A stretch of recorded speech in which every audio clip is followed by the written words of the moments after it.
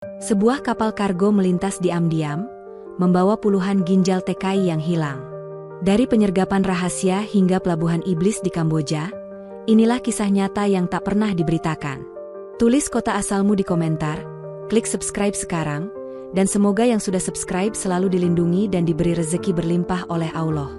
Pada pukul 3.40 waktu Jakarta, pertengahan Maret, suasana di ruang pemantauan Badan Intelijen Strategis Asia Tenggara, atau biasa disebut BAIS, masih tenang.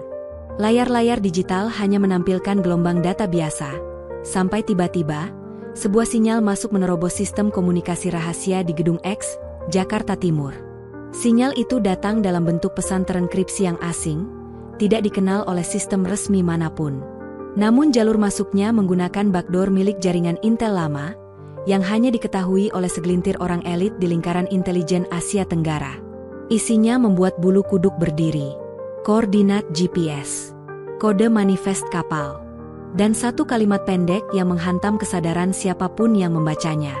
Organ manusia di dalam kontainer medis. Bukan donasi. Ini dagang. Kiriman rutin menuju Kamboja.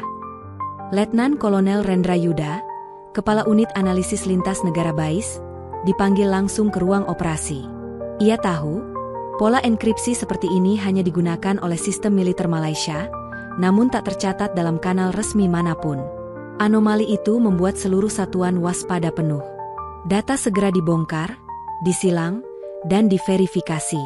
Hasilnya mengejutkan. Kapal yang disebut dalam pesan adalah MV Storm Glory, kapal kargo berbendera Panama. Dalam database, kapal ini terdaftar sebagai pengangkut alat medis dari Kalimantan Timur ke Phnom Penh, Kamboja. Namun MV Storm Glory bukanlah nama asing. 3 tahun lalu, kapal ini pernah disebut dalam laporan operasi penyelundupan narkotika ke Taiwan. Tapi saat itu ia lolos. Tidak ada bukti fisik, hanya jejak digital dan rumor. Unit Maritim BAIS langsung membentuk tim khusus untuk memantau pergerakan kapal ini. Mereka menelusuri jalur pelayaran MV Storm Glory selama 6 bulan terakhir. Hasilnya membuat semua kepala tim semakin khawatir. Kapal ini tidak pernah berlabuh di pelabuhan besar. Ia selalu menyelinap melalui pelabuhan kecil tanpa radar, tanpa laporan otomatis, tanpa pencatatan AIS.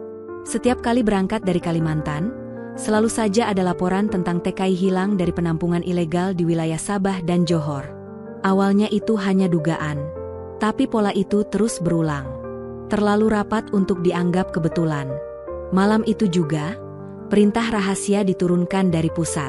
Operasi berstatus klasifikasi tertinggi resmi dimulai. Nama sandi, Operasi Bayangan 712. Tim gabungan pun mulai disiapkan.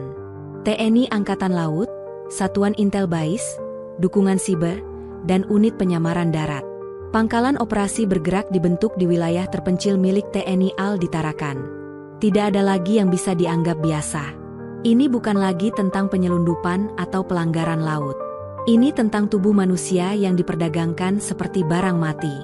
Dan semuanya bermula dari sinyal tak dikenal yang muncul di layar gelap pukul 3.40. 2 hari setelah sinyal pertama diterima, tim pengintai taktis dari BAIS tiba di dermaga kecil tak bernama di wilayah Berau, Kalimantan Timur. Dermaga ini dulunya milik perusahaan tambang batubara, tapi sejak vakum di tahun 2019, ia perlahan berubah menjadi titik bongkar muat gelap yang tidak tercatat dalam sistem pelayaran nasional. Di tempat itulah MV Storm Glory terlihat bersandar. Tidak ada lampu navigasi. Tidak ada bendera. Hanya bayangan lambung besi raksasa yang diam dalam kabut laut. Kamera pengintai yang dipasang di pepohonan mangrove memperlihatkan sebuah truk berpendingin memasuki area pelabuhan saat dini hari. Tanpa pengawalan, tanpa pencatatan. Truk itu berhenti tepat di belakang kapal. Dari arah belakang, peti kontainer berstiker medis dikeluarkan perlahan menggunakan derek manual. Tidak terlihat satupun petugas bea cukai. Tidak ada dokumen. Tidak ada logistik resmi. Namun yang paling membuat semua mata terbelalak adalah label kecil di bagian samping kontainer. Bertuliskan, Human Tissue, Handle Whitaker. Letnan 2 Tamariski, anggota termuda dalam tim, ditugaskan menyamar sebagai teknisi pendingin industri. Bersama seorang agen senior berpura-pura sebagai sopir logistik, Mereka menyusup ke jaringan kerja outsourcing dermaga. Penerimaan kerja di sana berlangsung begitu mudah. Tidak ada wawancara. Tidak ada latar belakang dicek. Cukup membawa surat jalan dari perusahaan fiktif, mereka langsung diminta bekerja. Tempat itu, rupanya, dikelola oleh tangan-tangan bayangan yang hanya butuh kepercayaan palsu dan dia membatu. Malam pertama, tidak banyak yang bisa diintai. Tapi malam kedua hingga ketiga, keanehan demi keanehan semakin jelas. Setiap pukul 1 hingga menjelang subuh, beberapa truk berpendingin masuk satu persatu. Semua tanpa surat jalan. Semua diarahkan langsung ke dek belakang kapal. CCTV dermaga dimatikan secara rutin setiap tengah malam. Di sepanjang jam itu, hanya ada 2 hingga 3 petugas internal yang berjaga. Dan sebagian dari mereka membawa senjata laras pendek tersembunyi di balik rompi biasa. Pada malam keempat, sebuah insiden kecil tak terduga terjadi. Saat kontainer ketiga hendak diangkat ke dek kapal, pengait derek bagian depan tiba-tiba patah. Kontainer berpendingin itu terguling ke sisi samping dan menghantam lantai dermaga, hingga menyebabkan salah satu sudutnya retak dan bocor. Tama, yang berpura-pura sebagai teknisi pengelasan, segera dipanggil untuk memeriksa kebocoran. Ia melangkah cepat, namun tetap tenang. Saat ia membuka bagian retakan, cairan kental merah kehitaman merembes perlahan. Bau besi, darah, dan formalin menyeruak dari sela-sela besi. Itu bukan ikan. Bukan makanan beku. Dan jelas bukan alat medis biasa. Dari celah kecil itu, terlihat sebuah label dengan tulisan tangan rapi bertuliskan, Renal Unit B, positif, Phnom Penh, urgent. Dengan tangan gemetar, Tama mengaktifkan kamera mikro tersembunyi di helm kerjanya.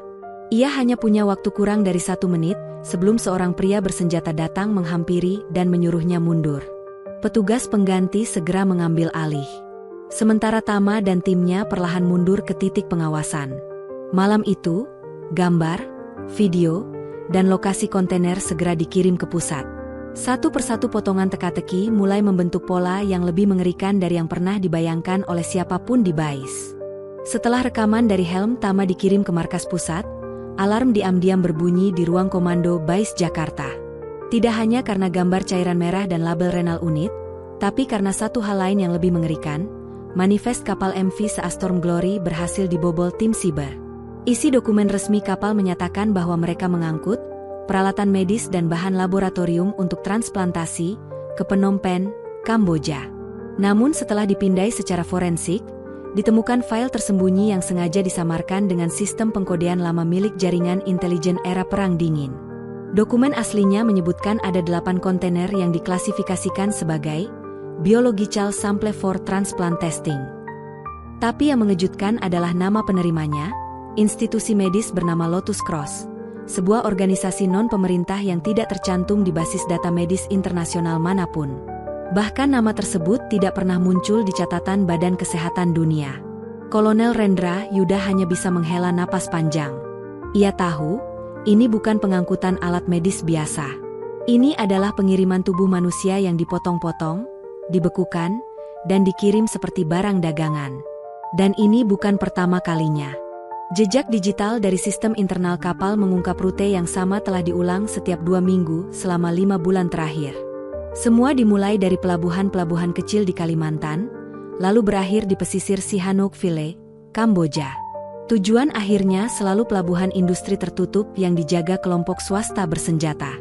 Dalam investigasi lebih lanjut, ditemukan bahwa 19 orang TKI ilegal dilaporkan hilang dalam kurun waktu yang sama.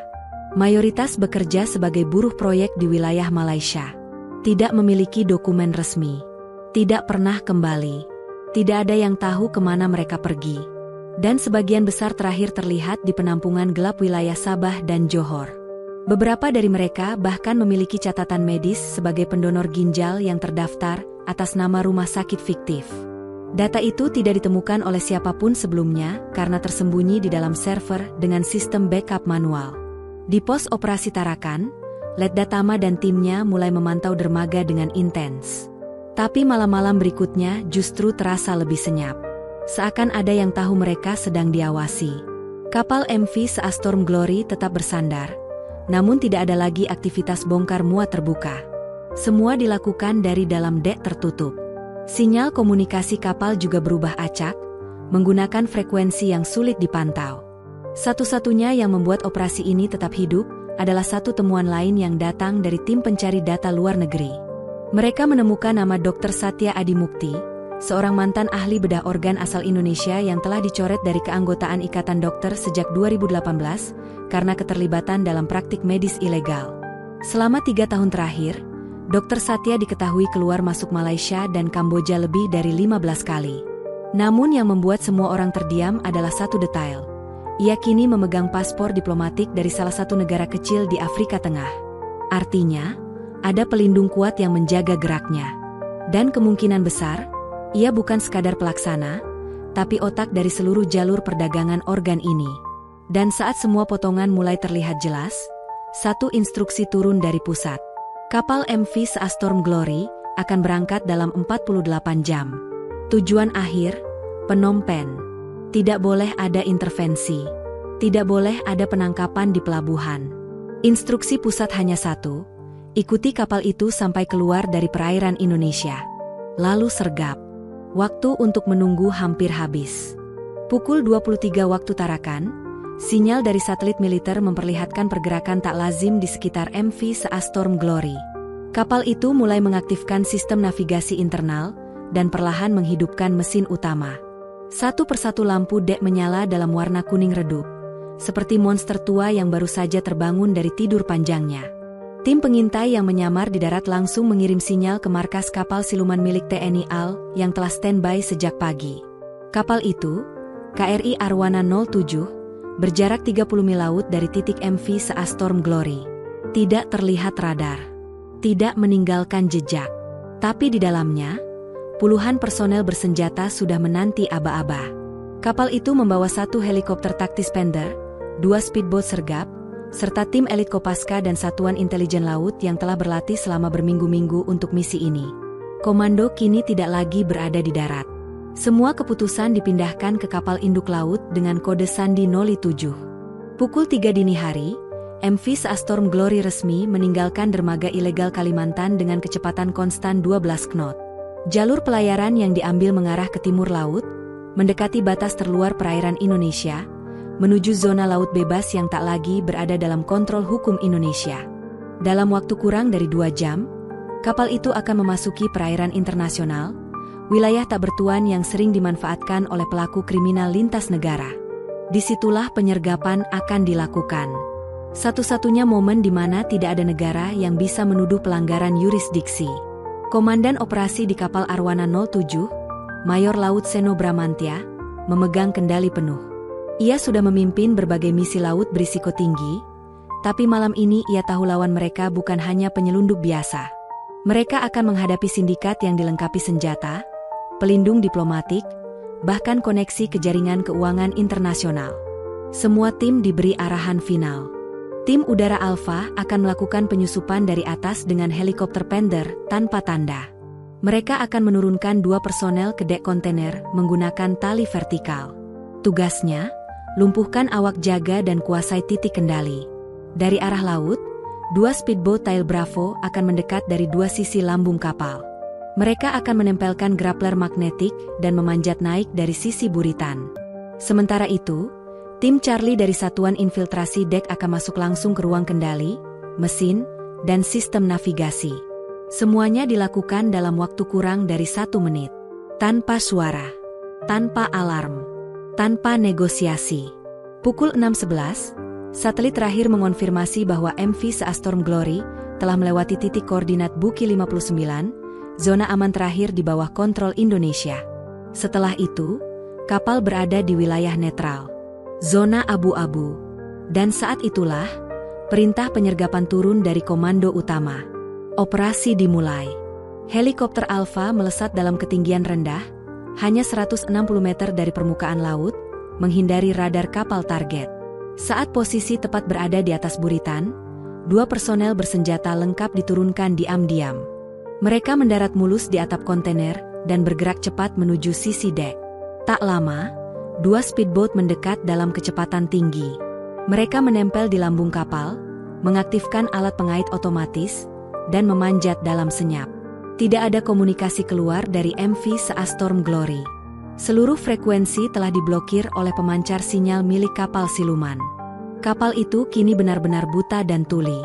Dalam waktu 40 detik, semua titik vital telah dikuasai. Awak kapal dilumpuhkan, ruang kontrol diamankan, dan navigasi dipaksa berhenti. Tapi belum selesai. Dari bawah kapal, 2 orang awak bersenjata FN-57 muncul dari balik tangki bahan bakar dan melawan. 1 personel Kopaska tertembak di bahu kanan. Tapi pelaku berhasil dilumpuhkan dengan tembakan pelumpuh di kaki. Yang 1 lagi menyerah setelah dilempar granat kejut. Saat kapal benar-benar diam, tim forensik bergerak ke fase berikutnya. Pembukaan kontainer. 7 kontainer pendingin berdiri kokoh di gelada MV SEA Storm Glory. Semua tertutup rapat dengan sistem pengaman medis, tak ada kunci biasa yang bisa membukanya. Tapi malam itu, tim teknis membawa alat pemotong hidrolik canggih yang bisa menembus baja industri dalam waktu kurang dari 1 menit. Kontainer pertama dibuka. Udara dingin bersuhu minus 30 derajat Celcius langsung menyergap keluar, membawa aroma tajam campuran formalin, darah, dan zat kimia kriogenik. Di dalamnya tersusun rapi puluhan tabung pendingin kecil berlapis pelindung medis. Setiap tabung diberi label barcode, nomor register, dan tulisan samar, renal unit, hepatic tissue, fresh cardiac set. Tapi kejanggalannya langsung terlihat. Semua label menggunakan kode identifikasi palsu, tidak sesuai dengan sistem logistik medis internasional. Saat tabung-tabung itu dibuka satu persatu, isi di dalamnya bukan alat medis. Mereka adalah potongan tubuh manusia. Ginjal, hati, dan jaringan tubuh lainnya dalam kondisi beku penuh. Beberapa masih segar, tenggelam dalam larutan pelindung jaringan. Dan pada tabung ke-13, tim menemukan sesuatu yang membuat semua orang di dek kapal terdiam. Sebuah wadah plastik kedap air berisi 6 paspor Indonesia. Seluruh pemiliknya berusia muda, rata-rata antara 23 hingga 35 tahun. Beberapa di antaranya telah dilaporkan hilang oleh keluarga mereka 2 tahun lalu, saat bekerja sebagai buruh bangunan ilegal di wilayah Sabah dan Johor. Tak hanya paspor. Di dalam wadah itu juga terdapat lembar pengiriman berstempel sebuah rumah sakit fiktif di Phnom Penh. Dokumennya rapi. Seolah-olah itu adalah bagian dari sistem kesehatan resmi.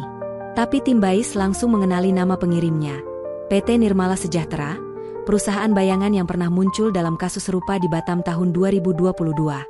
Semua bukti fisik, visual, dan digital dikompilasi cepat oleh tim Intel dan langsung dikirim ke Pusat Data Nasional Jakarta melalui jalur terenkripsi. Status kapal dinaikkan menjadi prioritas merah. Kapal pengangkut barang ilegal dan terlibat dalam perdagangan manusia tingkat internasional. Awak kapal langsung diklasifikasikan sebagai tersangka pelanggaran hukum laut, perdagangan organ, dan kejahatan terhadap kemanusiaan. Mereka diisolasi di ruang tahanan sementara di kapal Arwana 07. Tim medis dan forensik tambahan segera diterbangkan dari Balikpapan dan Tarakan untuk menangani temuan kontainer. Operasi ditutup secara resmi tepat pukul 5 pagi waktu Kalimantan Timur. Total durasi operasi, 51 menit. 1 luka ringan. Tidak ada korban jiwa dari pihak aparat. Tapi luka batin yang ditinggalkan dari isi kontainer itu tidak akan pernah bisa dihapus. Namun, masalah baru langsung muncul. Dari catatan GPS kapal yang berhasil diambil dari sistem navigasi utama, ditemukan fakta mengerikan, MV SEA Storm Glory bukan satu-satunya kapal. Dalam waktu 2 minggu ke depan, ada 2 kapal lain dengan rute serupa menuju Kamboja. Semua memakai nama perusahaan fiktif berbeda. Tapi tujuannya sama. Organ tubuh, pasar gelap, dan darah para buruh migran yang tidak pernah dicari siapapun. Malam itu, di tengah laut yang sepi, satu kebenaran mulai terungkap. Ini bukan hanya kejahatan. Ini adalah sistem. Jaringan. Jalur kematian yang dioperasikan dengan rapi oleh tangan-tangan tak terlihat. Dan waktu untuk menghentikannya tidak banyak. 4 jam setelah operasi penangkapan MV SEA Storm Glory, Pusat Komando BAIS di Jakarta telah menerima seluruh data digital yang diambil dari kapal. Manifest palsu, jalur pelayaran, rekaman visual, barcode kontainer, hingga jejak keuangan yang terselip dalam sistem satelit kapal. Semua data dianalisis oleh gabungan satuan kriptografi militer dan tim forensik siber. Hasil awal langsung membuat bulu kuduk berdiri. Pola distribusi organ manusia itu tidak hanya berlaku untuk satu rute, tapi disusun dalam siklus. Setiap 12 hari, satu pengiriman. Setiap pengiriman memakai pelabuhan berbeda, perusahaan berbeda, dan kapal berbeda. 3 titik pelabuhan hantu teridentifikasi. 1 di Kepulauan Riau, 1 lagi di Kalimantan Utara, dan 1 berada di luar negeri, tepatnya di Pulau Kohrong, Kamboja. Ketiganya tidak tercatat dalam sistem pelayaran internasional. Tidak ada izin, tidak ada pengawasan radar. Dan semua beroperasi saat malam tiba, di bawah perlindungan kelompok sipil bersenjata. Namun perhatian terbesar justru tertuju pada satu lokasi tujuan, sebuah rumah sakit rahasia di Phnom Penh. Nama rumah sakit itu, Lotus Cross Medical Institute. Dalam catatan internasional, tempat itu tidak pernah terdaftar. Tidak memiliki izin praktik, tidak menerima pasien umum, tapi justru memiliki pasokan listrik tinggi di malam hari, pengiriman rutin alat bedah, dan tangki penyimpanan cerio yang terus diperbarui setiap 2 minggu. Investigasi mendalam membawa penyidik pada satu nama yang sudah muncul sebelumnya, Dr. Satya Adimukti. Ia bukan sekadar mantan dokter. Ia adalah ahli bedah organ yang dikeluarkan dari Ikatan Dokter Indonesia karena dugaan praktik ilegal. Tapi sejak pengusirannya, ia menghilang dan kembali dengan paspor diplomatik dari negara kecil di Afrika Tengah. Sebuah paspor yang membuatnya tak tersentuh hukum di kawasan Asia Tenggara. Data perjalanan Dr. Satya menunjukkan ia bolak-balik antara Malaysia, Kamboja, dan satu wilayah abu-abu di perbatasan Myanmar, semua titik yang dikenal sebagai zona gelap perdagangan manusia. Ia juga tercatat pernah terlibat dalam proyek penelitian medis bawah tanah yang berkedok organisasi amal. Tapi yang paling mencengangkan datang dari sistem QR internal yang tertempel di beberapa tabung ginjal di MV SEA Storm Glory. Tim Siber Indonesia, dengan bantuan dari unit Siber Singapura, berhasil membongkar kode QR itu dan menemukan server pusatnya berada di wilayah konflik Ukraina Timur. Server itu menggunakan protokol pengamanan militer, bukan sipil. Dan isinya? Jadwal sinkronisasi organ dengan penerbangan dari Sihanoukville ke Istanbul. Lengkap dengan ID pasien fiktif, nomor kursi, dan label transplantasi darurat. Satu skema yang sangat terstruktur, menyatukan laut, darat, dan udara dalam satu jaringan pasar gelap organ tubuh. Organ-organ itu dijual ke klien dari Timur Tengah, Asia Tengah, dan Eropa Timur. Nilainya miliaran rupiah per organ. Dan semua dimulai dari satu hal sederhana. Pekerja migran tanpa dokumen, yang tak punya siapapun untuk mencarinya jika hilang. Di pusat komando gabungan, keputusan besar akhirnya diambil. Ini bukan lagi urusan satu kapal. Ini jaringan internasional. Maka, sebuah misi baru dirancang. Nama operasi, Hantu Laut. Target, 3 titik. Rumah sakit tanpa pasien di Phnom Penh. Pelabuhan gelap di Pulau Kohrong. Dan Dr. Satya Adimukti. Tidak akan ada siaran pers. Tidak ada pelibatan media. Dan tidak akan ada pengakuan resmi dari negara. Operasi akan dilakukan diam-diam, menyusup dalam bayang-bayang. Karena yang mereka hadapi bukan hanya sindikat kejahatan, tapi sistem yang disusun oleh kekuatan global yang tidak segan menghilangkan siapapun yang mengganggu mereka. Tanggal 18 Mei, pukul 2 dini hari waktu Jakarta, perintah operasi turun dari Dewan Intelijen Gabungan. Setelah 2 pekan penyelidikan mendalam, infiltrasi data, dan koordinasi lintas negara, misi rahasia yang dinamai Hantu Laut resmi dimulai. Tidak akan ada pengakuan resmi. Tidak ada keterlibatan diplomasi. Hanya tim kecil yang telah dipilih secara khusus. Pasukan bayangan yang siap menjalankan perintah bahkan dalam wilayah asing tanpa jaminan perlindungan. 3 target utama telah dikunci. Rumah sakit rahasia di Phnom Penh, bangunan tua yang telah direnovasi dan kini tertutup dari akses publik. Pelabuhan ilegal di Pulau Kohrong, digunakan sebagai titik transit organ sebelum diterbangkan ke luar negeri. Dr. Satya Adimukti, pria bayangan yang mengendalikan operasi ini, dilindungi oleh paspor diplomatik dan jaringan internasional. Tim elit dari Satuan Intelijen dan Pasukan Laut menyusup ke wilayah Kamboja melalui jalur laut malam hari. Mereka menyamar sebagai kru kapal dagang, teknisi, bahkan sukarelawan medis dari lembaga fiktif. Sementara itu, Tim siber terus mengawasi komunikasi satelit dan pergerakan digital dari semua titik target. Di Phnom Penh, rumah sakit Lotus Cross dijaga rapat. Tidak ada pasien umum yang masuk. Tapi di malam hari, ada kiriman zat trio, alat bedah, dan tabung medis yang terus berdatangan. Laporan dari agen sipil yang menyamar sebagai teknisi listrik mencatat adanya lonjakan arus besar setiap jam 1 malam, cukup untuk menghidupkan fasilitas bedah skala penuh. Gedung itu tidak punya nama di pintunya. Tapi di lantai bawah tanahnya, diperkirakan terdapat fasilitas bedah ilegal yang dipakai untuk mengangkat organ para korban sebelum dikemas ke dalam tabung pendingin. Sementara itu, di Pulau Kohrong, tim penyusup menemukan pelabuhan tersembunyi yang tak terdaftar di sistem maritim dunia. Pelabuhan itu dijaga oleh puluhan orang bersenjata sipil. Tidak ada tanda-tanda militer. Tidak ada kamera. Hanya jalur masuk logistik gelap yang menyatu dengan pemukiman nelayan. Disinilah tabung-tabung berisi organ dari rumah sakit Lotus Cross, ditampung sementara sebelum dibawa ke bandara kecil tak resmi di pinggiran kota. Penyamaran tim hampir terbongkar ketika satu kontainer pendingin terjatuh saat dibawa ke ruang simpan.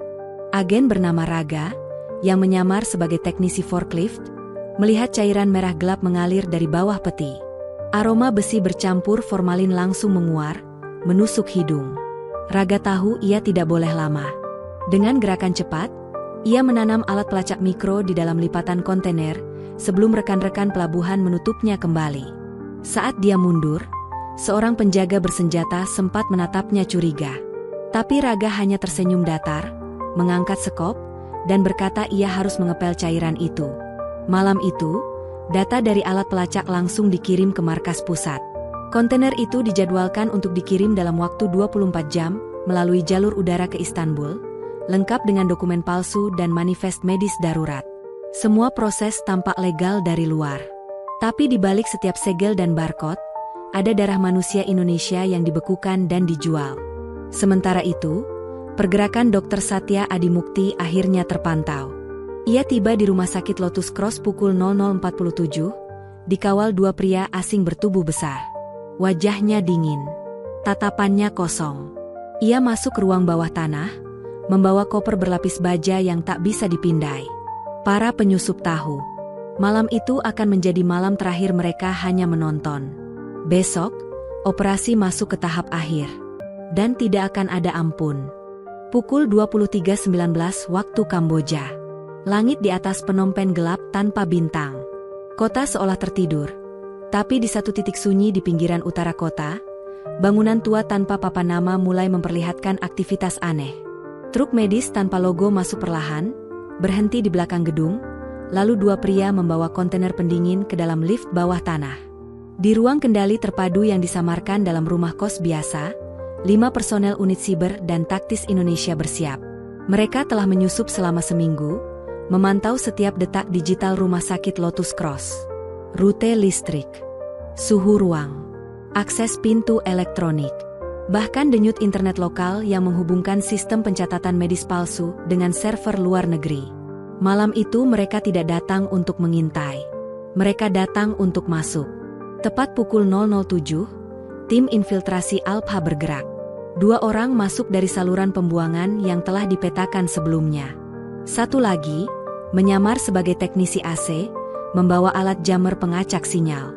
2 lainnya tetap di markas untuk memantau sistem dan menonaktifkan alarm digital satu persatu. Setiap langkah diatur dalam senyap. Rumah sakit itu bukan sekadar tempat bedah, melainkan tempat penyimpanan dan pemrosesan organ manusia. Kamera termal mendeteksi setidaknya 6 titik panas di ruang bawah tanah, pertanda ada prosedur bedah aktif. Salah satunya, mereka curigai, melibatkan pasien yang masih hidup. Pukul 00.24, agen infiltrasi berhasil membuka ruang kontrol utama. Di sana, terkonfirmasi keberadaan 13 kontainer organ, sebagian sudah dikemas untuk pengiriman besok pagi. Namun 1 kontainer belum ditutup penuh. Di dalamnya, tubuh seorang pria muda tergolek dengan dada terbuka. Paru-paru telah diangkat. Ginjal kiri sudah tidak ada. Tapi dia masih bernapas lemah. Korban masih hidup, bisik agen damar ke alat komunikasi. Suaranya hampir tak terdengar, tapi langsung membuat pusat kendali gemetar. Evakuasi segera. Hidupkan protokol Bravo. Jangan biarkan mereka kabur. Pukul 00.28, tim taktis Bravo yang menyamar sebagai logistik medis menyerbu pintu belakang rumah sakit. Ledakan senyap memecahkan kunci logam pintu basement. 2 orang penjaga asing bereaksi, tapi sebelum sempat menarik pelatuk, peluru bius taktis mengenai leher mereka. Tubuh mereka ambruk dalam diam. Tim Charlie masuk dari sisi timur. Mereka mengincar ruangan Dr. Satya Adi Mukti. Tapi ruang itu kosong.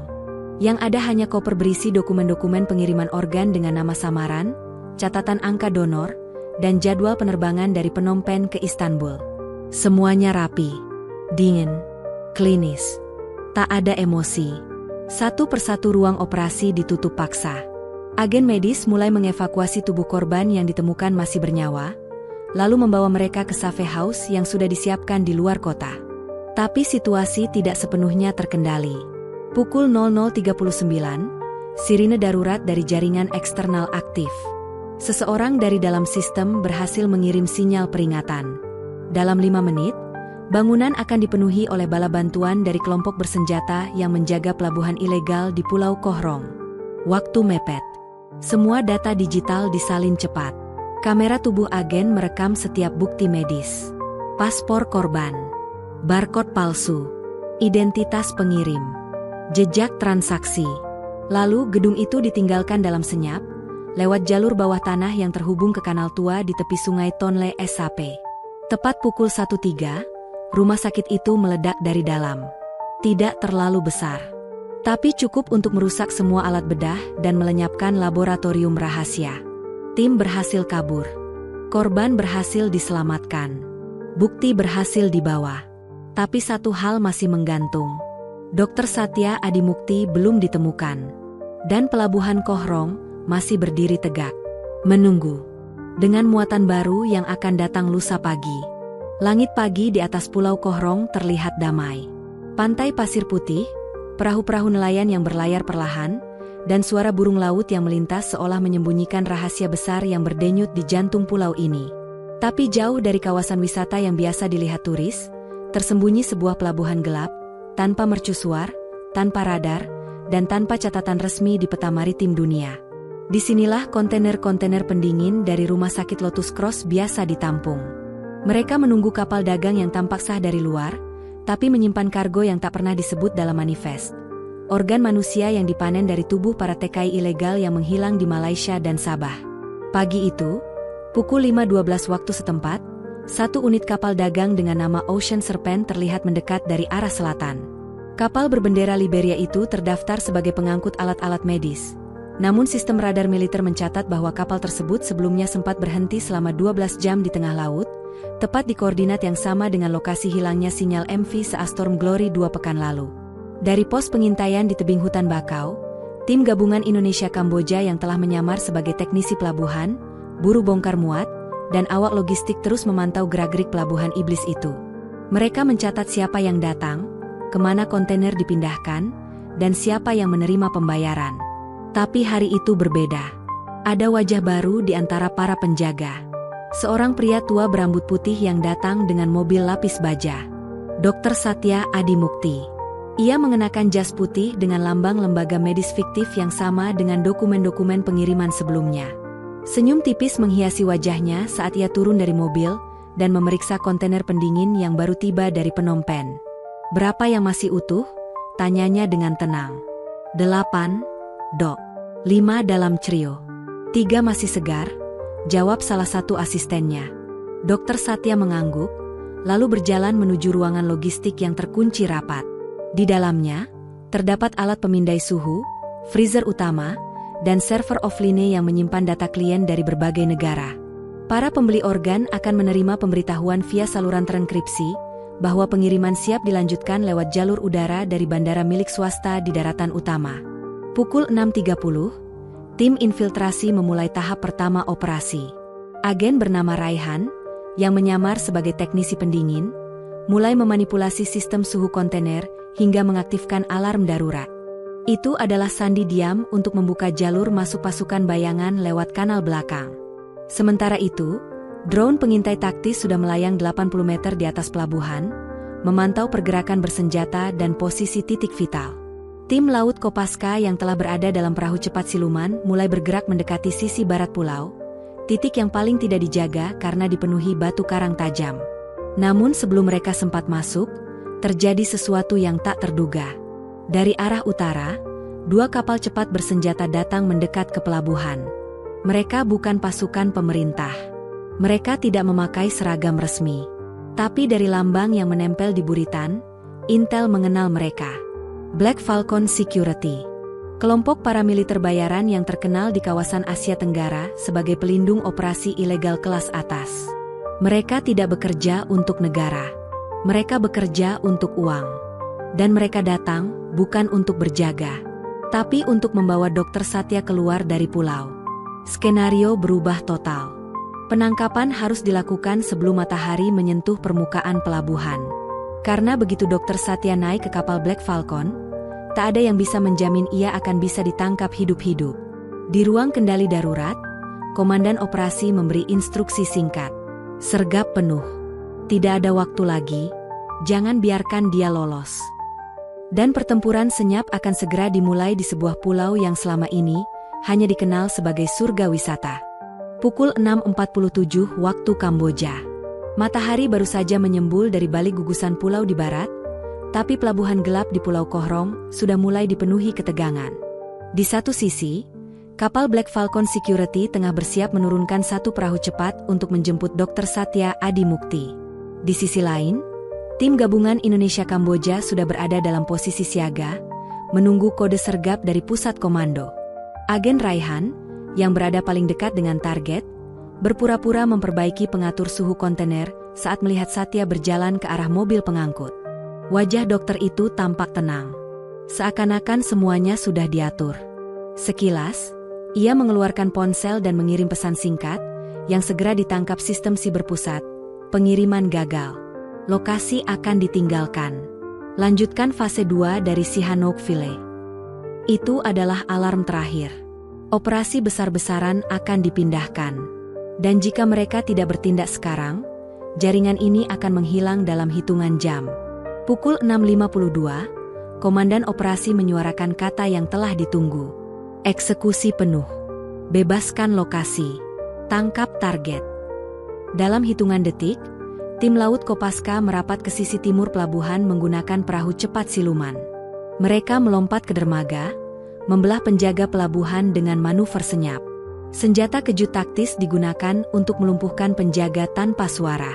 Di sisi lain, tim Charlie masuk dari sisi barat, meledakkan gerbang logistik menggunakan bahan peledak mini. Kekacauan pun terjadi. Para pekerja ilegal berhamburan. Beberapa anggota Black Falcon mengangkat senjata, tapi belum sempat menarik pelatuk, tim sniper dari atas bukit menghentikan mereka dengan tembakan presisi ke arah kaki dan senjata. Dr. Satya panik. Ia mencoba melarikan diri ke arah mobil baja, tapi Raihan mencegatnya. Berhenti. Anda sudah habis. Satya mencoba melawan. Ia menarik pisau kecil dari saku jasnya. Tapi Raihan lebih cepat. Satu tembakan ke bahu kanan membuat dokter itu roboh di tanah, berteriak kesakitan. Aku cuma menyelamatkan